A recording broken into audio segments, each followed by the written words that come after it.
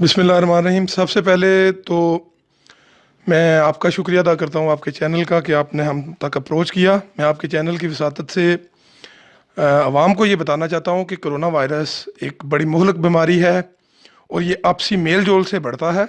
इस वजह से सबसे पहले जो हमने स्टेप लिया वो आवाम को ये अवेयरनेस थी कि आप आपसी जो सोशल डिस्टेंस है वो कायम करें, आपस में जो आपका रवाबत है उनमें थोड़ी कमी लाएं, घरों से बिला ज़रूरत ना निकलें।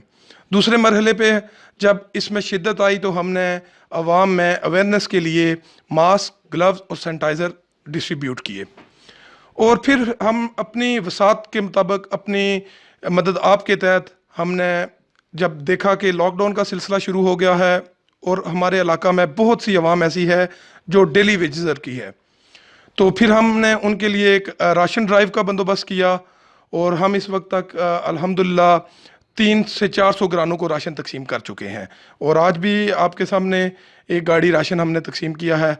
हम इस पे और ज़ोरों शोर से काम कर रहे हैं और ये सारा हम अपनी मदद आपके तहत और सिर्फ इस वजह से कि इस पे कोई पॉलिटिकल पॉइंट स्कोरिंग नहीं है, कोई इस पे हमने ये बिल्कुल जो सियासी मफादात हैं उनको बलाए ताक रख के इस वक्त ये काम कर रहे हैं।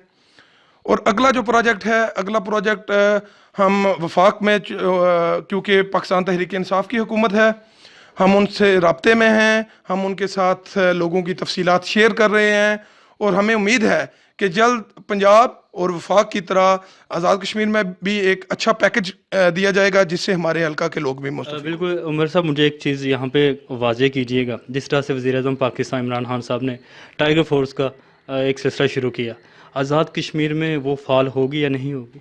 जी बिल्कुल, आज़ाद कश्मीर में भी टाइगर फोर्स की रजिस्ट्रेशन 1 अप्रैल से शुरू हो चुकी है और बहुत से हज़ारों की तादाद में इस वक्त नौजवान उस पर रजिस्टर्ड भी हो चुके हैं, जिसकी सरबराही जो भी टाइगर फोर्स होगी उसकी सरबराही ज़िला की सतह पर डिप्टी कमिश्नर करेंगे और उस सिलसिले में भी लिस्टें मुरतब हो रही हैं। उसके अलावा मेरी चेयरमैन रेड क्रिसेंट हलाल अमर जो है तंजीम इब्रारुल हक से राब्ते में हूँ, उनसे बातचीत हो रही है। हलाल अहमर के भी रज़ाकारों की एक बड़ी तादाद वो आज़ाद कश्मीर से ले रहे हैं, जहाँ पे हमारे अपने हल्का के लोग होंगे, अपने हल्का के लड़के होंगे, इनको पता होगा कि हमारे हल्का में कौन से लोग मुस्तहिक हैं। एक चीज़ वाज़ेह कर दें, ये जो टाइगर फोर्स बनाई गई है, इसका बेसिक मकसद क्या है, काम क्या क्या होगा इसका? देखें जी, ये आपने बड़ा ज़बरदस्त सवाल किया और मैं ये अवाम की आगाही के लिए बताना चाहूँगा कि हम सब लोग चाइना की मिसाल देते हैं कि चाइना ने सबसे बड़े सूबे वुहान में किस तरह कोरोना वायरस पे काबू पाया। तो कोरोना वायरस में काबू पाने के लिए जब तजावीज़ ली गई, हमारा एक रुकन वफद गया जिसके रुकन थे शाह महमूद कुरैशी साहब फॉरेन मिनिस्टर और सदर पाकिस्तान आरिफ अलवी साहब। तो वहाँ पे जो चाइना के डॉक्टर्स ने और चाइना की गवर्नमेंट ने उनको ब्रीफिंग दी, उसमें सबसे बड़ा अहम रज़ाकारों का किरदार था कि लोगों को लॉकडाउन में घरों में बंद कर दिया गया और उनके दरवाजे पे खाना और खुराक मुहैया की गई, जिसकी वजह से चाइना ने इतनी जल्दी इस वायरस पे काबू पाया। यहाँ भी हम वही इंशाल्लाह ताला सैंपल जो है वो एग्जिबिट करेंगे। हम इंशाल्लाह ताला जो पाकिस्तान तहरीक इंसाफ की टाइगर रज़ाकार हैं वो घर घर राशन पहुँचाने में, आवाम को खाना पहुँचाने में अहम मदद फराम करेंगे, जिसकी वजह से इंशाल्लाह ताला हम इस कोरोना वायरस की वबा से निकल सकेंगे।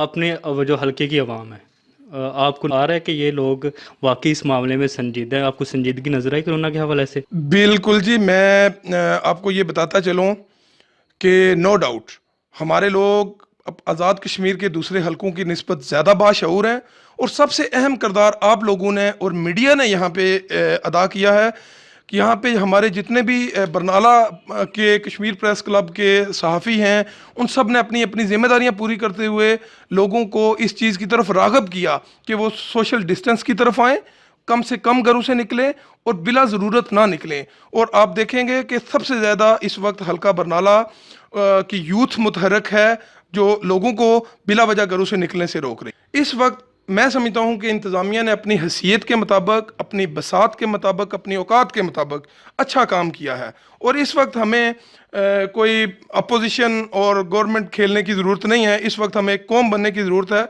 और इस मौके पे हम उनके साथ खड़े हैं। चलें, आपकी मौजूदगी का थोड़ा सा फ़ायदा उठाते हैं, थोड़ी सी हम सियासी गुफ्तगू करते हैं। पीटीआई बरनाला ने एक कन्फ्यूजन क्रिएट की पूरे हल्के में।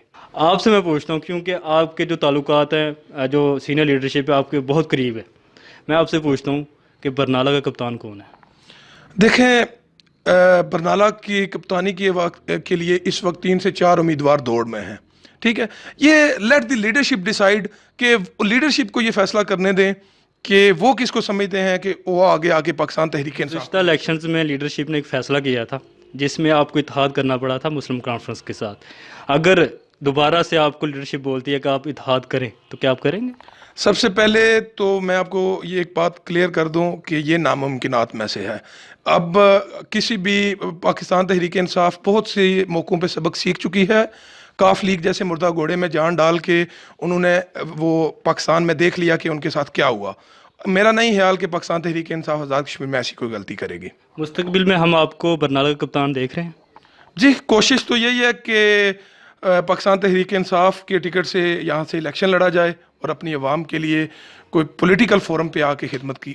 عمر صاحب ایک چیز میرے ذہن میں جو آتی ہے ایک صحافی کے طور پہ کہ کیوں نہ یہ کنفیوژن ختم کر دی جائے لیڈرشپ کی ہی طرف سے، تاکہ جو امیدوار ہو وہ باقاعدہ اپنی کمپین چلا سکے، اپنی ورکنگ کر سکے. یہ ایک خواہش ہو سکتی ہے، لیکن جو سیاسی جماعتیں ہوتی ہیں ان کا ایک طریقہ کار ہوتا ہے. ہر جماعت میں ہر حلقے میں 3 سے 4 5 امیدوار ہوتے ہیں.